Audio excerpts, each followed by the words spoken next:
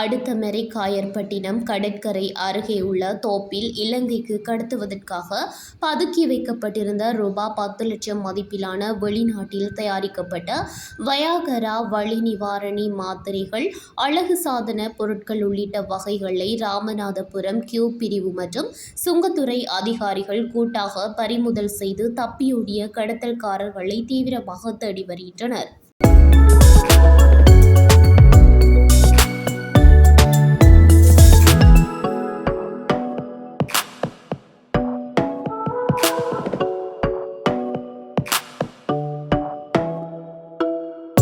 ராமநாதபுரம் மாவட்ட கடற்கரை இலங்கைக்கு மிக அருகே இருப்பதால் இலங்கை இந்திய சர்வதேச கடல் எல்லையூடாக தமிழகத்தில் இருந்து கடல் அட்டை, கஞ்சா போதைப்பொருள், அழகு சாதன பொருட்கள், வலி நிவாரணி மாத்திரைகள், சமையல் மஞ்சள், முந்திரி, ஏலக்காய், சுக்கு உள்ளிட்ட பொருட்கள் அதிகளவு கடல் வழியாக கடத்தப்பட்டு வருகின்றது.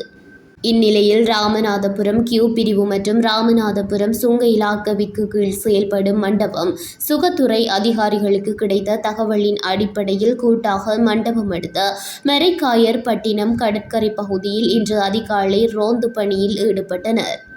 அதிகாரிகள் வருவதை கண்டதும் அங்கிருந்த சிலர் தப்பியோடிய நிலையில் கடற்கரை ஓரமுள்ள தோப்பு ஒன்றில் சோதனை செய்தபோது அதில் இலங்கைக்கு கடத்துவதற்காக 20,400 வலி நிவாரணி மாத்திரைகள், வெளிநாட்டில் தயாரிக்கப்பட்ட 4,800 வயாகரா மாத்திரைகள், அழகு சாதன பொருட்கள், சோப் உள்ளிட்டவைகள் பதுக்கி வைக்கப்பட்டிருந்தது தெரியவந்ததை அடுத்து கடத்தல் பொருட்களை பறிமுதல் செய்ததுடன் அங்கிருந்த பைபர் படகு 2 என்ஜின்களையும் கைப்பற்றிய கியூ பிரிவு மற்றும் சுங்கத்துறை அதிகாரிகள் மண்டபம் சுங்கத்துறை அலுவலகத்திற்கு எடுத்து வரப்பட்டு தப்பியோடிய மர்ம நபர்கள் யார் என்பது குறித்து தொடர்ந்து தீவிரமாக விசாரணை நடத்தி வருகின்றனர். பறிமுதல் செய்யப்பட்ட கடத்தல் பொருட்களின் இந்திய மதிப்பு ரூபாய் 10 லட்சம் எனவும் இதன் சர்வதேச மதிப்பு ரூபாய் 17 லட்சம் இருக்கும் என ராமநாதபுரம் சுங்கத்துறை இணை ஆணையர் தெரிவித்துள்ளார். மேலும் கடற்கரையோரம் நடைபெறும் கடத்தல் சம்பவம் தொடர்பாக பொதுமக்கள் மற்றும் மீனவர்கள் சுங்கத்துறை அதிகாரிகளை தொடர்பு கொண்டு தகவல் அளிக்கலாம் எனவும் தகவல் அளிக்கும் நபர்களின் ரகசியம் காக்கப்படும் என தெரிவித்துள்ளனர்.